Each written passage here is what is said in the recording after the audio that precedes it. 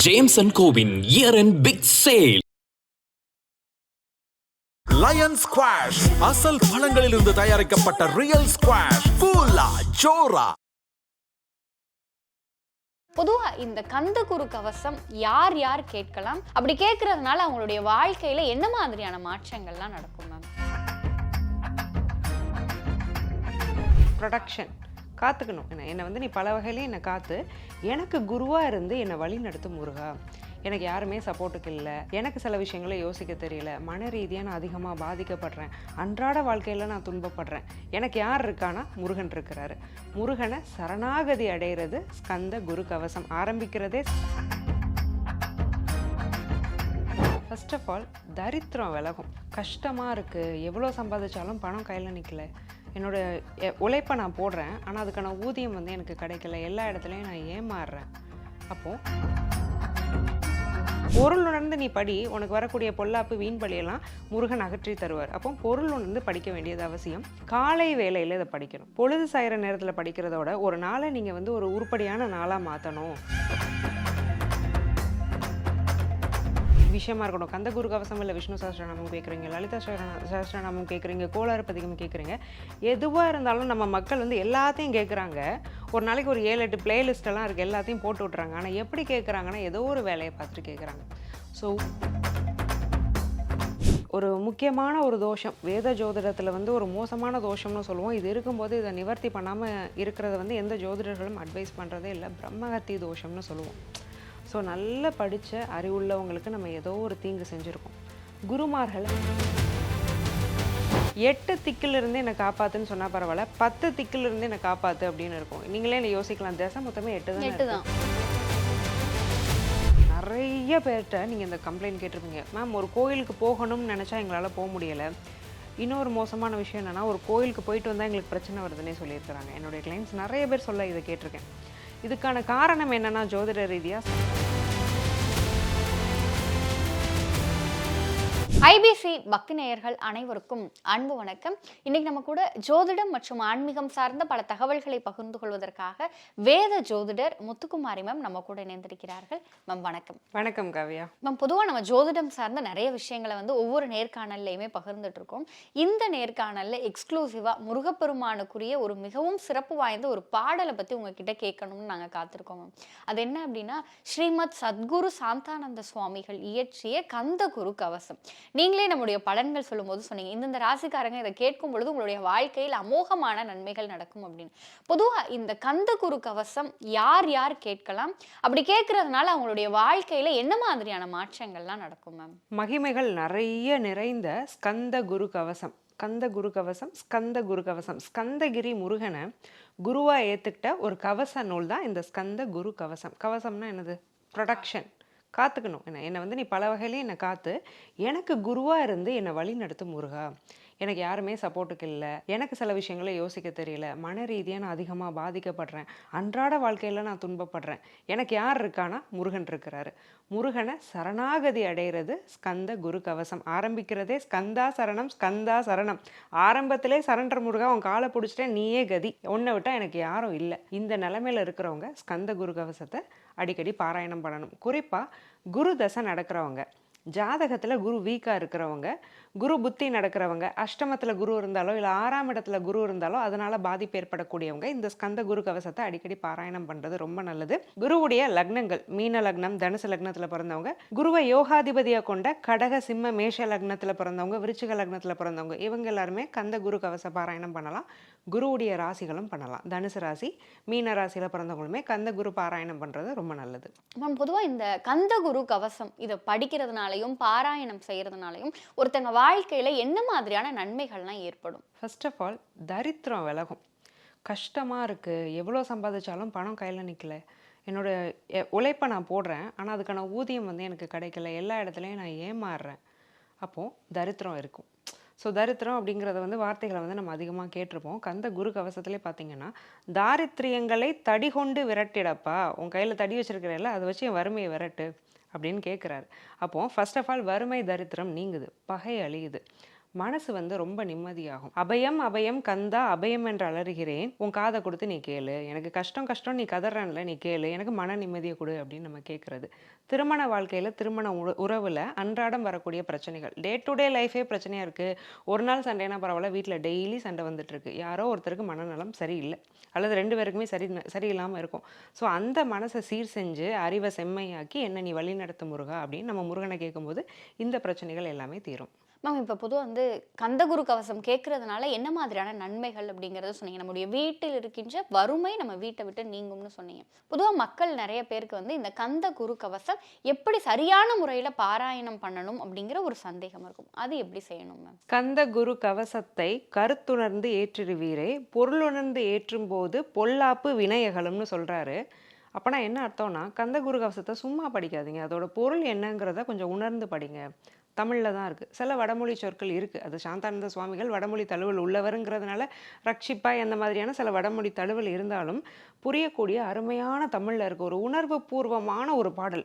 அதை நீங்கள் கேட்கும்போதே ரொம்ப எமோஷ்னலாக முருகனோட கனெக்ட் ஆகிற மாதிரி இருக்கும். அப்போ அதை பொருள் உணர்ந்து நீங்கள் படிக்கும்போது அதோட சுவைங்கிறது இன்னும் நல்லாயிருக்கும். அந்த தமிழ் சுவையும் பக்தி சுவையும் சேர்ந்து ரொம்ப அருமையான ஒரு பாடல்.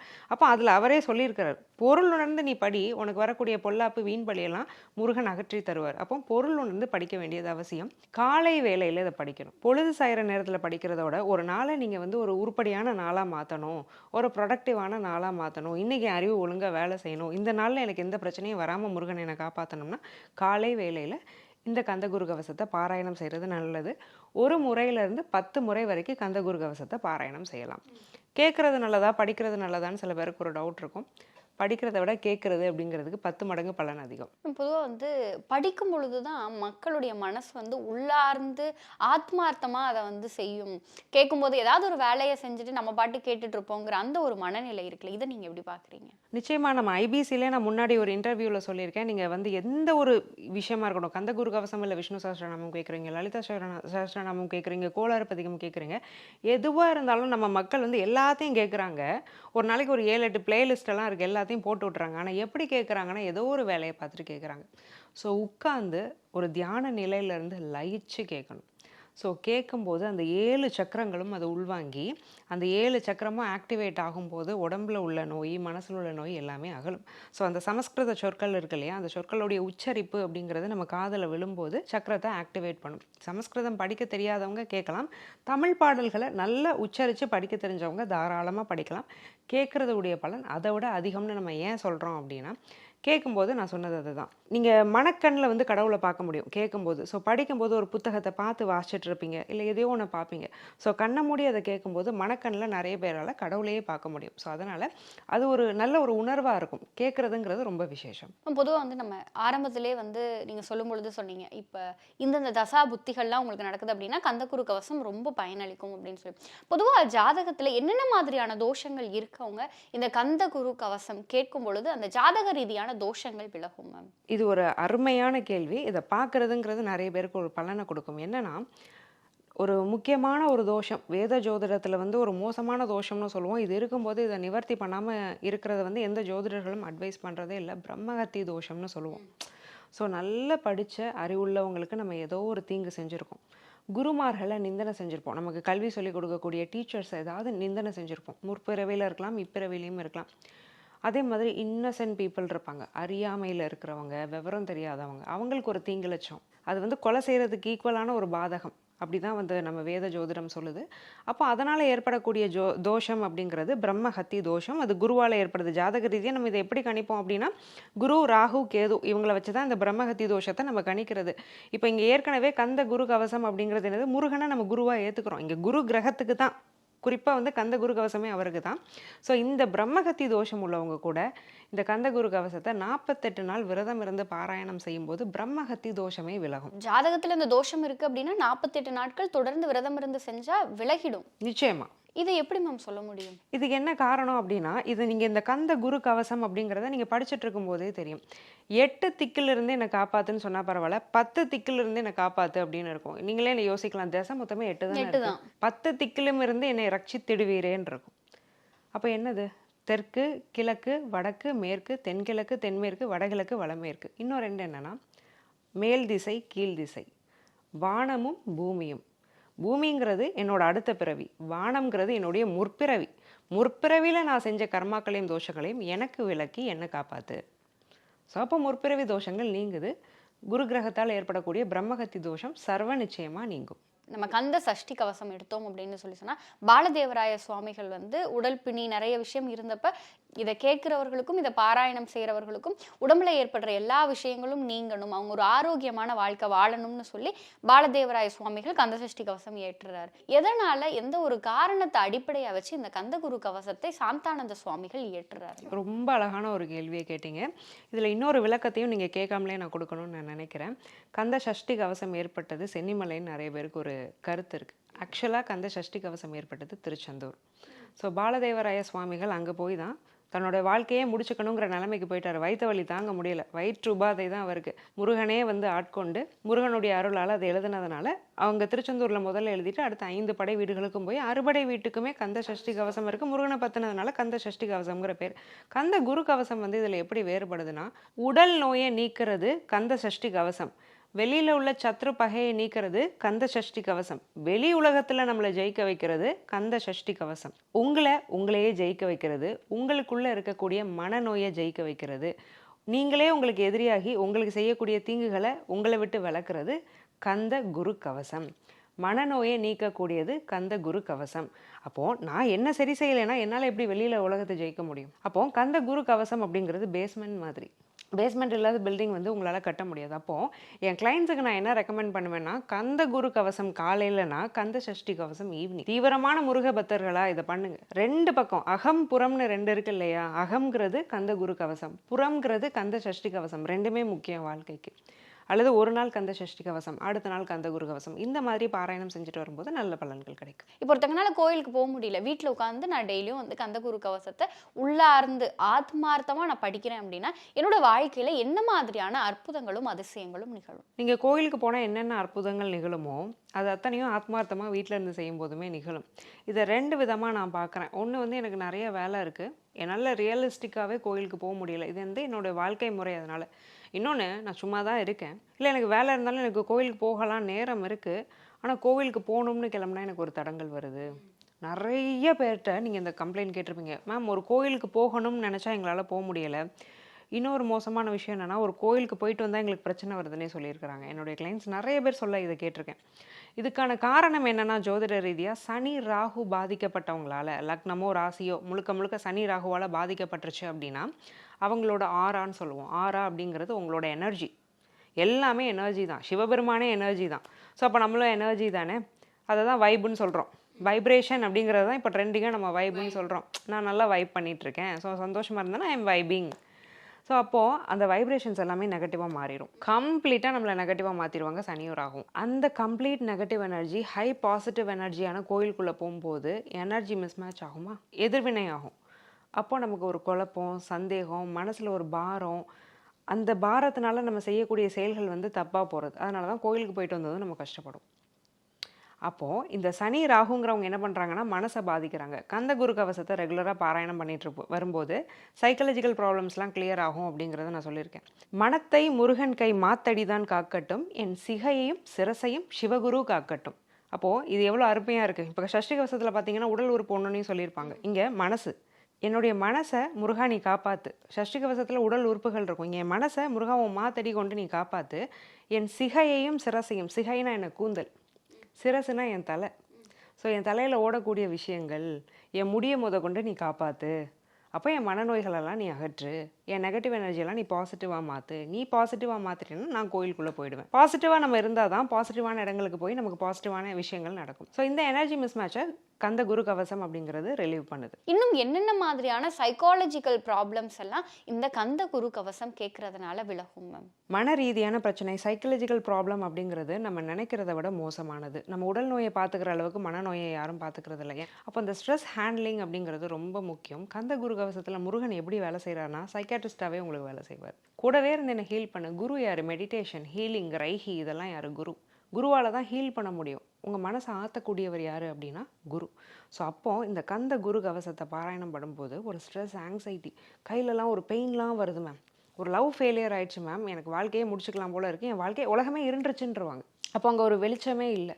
அப்போது முருகா என்னை அரைக்கணத்தில் வந்து நீ காப்பாற்று, பறந்து வந்து என்னை காப்பாத்துன்னு தான் கந்த குரு கவசத்தில் அவர் எழுதியிருப்பார்.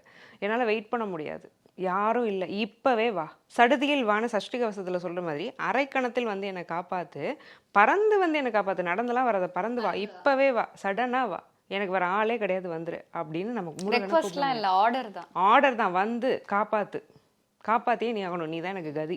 ஸோ அதுதான் கந்த குரு கவசம். ஸோ அதனால் கந்த குரு கவசத்தை ரெகுலராக பாராயணம் பண்ணும்போது மன ரீதியான பிரச்சனை ஒரு ஸ்ட்ரென்த்து கிடைக்கும். யாரோ ஒருத்தர் நம்ம கூட இருந்து நம்மளை காப்பாற்றுற மாதிரி என்ன பண்ணலாம், எப்படி வெளியில் வரலாங்கிறது நம்மளை அறியாமல் நமக்கு தெரிஞ்சிடும்.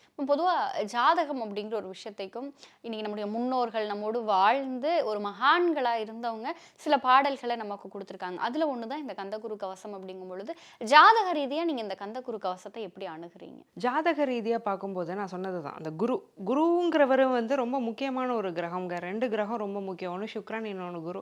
சுக்ரன் வந்து திருமணத்தை கொடுக்குறவர், குருங்கிறவர் புத்திர பாக்கியத்தை கொடுக்குறவர். ஒரு மனிதனோட தோன்றலே என்ன, தாம்பத்தியம், இனப்பெருக்கம், தன்னோட அடுத்த ஜென்ரேஷனை இந்த உலகத்துக்கு கொடுக்குறது. ஸோ இதில் முக்கியமான கிரகம் யார், குருவாக இருக்கிறாரா. ஸோ அந்த குரு தான் மன ரீதியான பிரச்சனைகளை வந்து சந்திரன் கொடுக்குறாருன்னா மன ரீதியான பிரச்சனைகளை தீர்க்கறது யாருன்னா குரு. நம்மளோட வாக்கு, நம்ம எப்படி பேசுகிறோம், நம்ம சொல்ல நம்மளால் காப்பாற்ற முடியுதா அப்படிங்கிறது குரு. வாக்குஸ்தானம் கெட்டு போயிருந்தாலோ, ஃபேமிலியில் ஆட்டிசம் உள்ள குழந்தைங்க பிறக்குது, என்ன ஆகும், பிதுர்தோஷம் இருக்கும். பிதுர்தோஷம் இருக்கும்போது ஆட்டிசம் உள்ள குழந்தைகள் குறிக்கும். முன்னோர்களுடைய சாபத்தை குறிக்கிறது குரு. ஸோ அப்போ அந்த மாதிரியான பிரச்சனை தீர்றது. ஸோ இந்த மாதிரி வாழ்க்கைக்கு முக்கியமான பிரச்சனைகள், என் வாழ்க்கையே இதுதான், என்னோடய லைஃப் டேர்னிங் ப்ராப்ளம்லாம் இருக்குது அப்படின்னா அதுக்கு முக்கியமான காரணியாக குரு இருக்கிறதுக்கு வாய்ப்பு இருக்குது. ஏன்னா குருங்கிறவர் ஒரு முக்கியமான ஒரு கிரகம். ஸோ அவர் வந்து ஒரு தவிர்க்கவே முடியாத ஒரு கிரகம், மாபெரும் சுபர், மேக்னெட்டிக் ஃபீல்டு அதிகமாக இருக்குன்னு தான் சயின்ஸும் சொல்லுது. ஸோ அப்படிப்பட்ட குருவையே ரெக்டிஃபை பண்ணி அவரோட பெனிஃபிட்ஸை அதிகமாக கொடுக்கக்கூடிய ஒரு பாராயணம்ங்கிறது கந்த குரு கவச பாராயணம். அப்போது உங்களோட வாக்கு, உங்களுடைய சொல், உங்களுடைய குடும்பம், உங்களோட குழந்தை, முன்னோர்களுடைய சாபம், மன ரீதியான பிரச்சனை, வறுமை, தரித்திரம், மன நிம்மதி, செல்வ செழிப்பு, ஒரு தீர்க்கமான வாழ்க்கை, அத்தனையும் கொடுக்குது.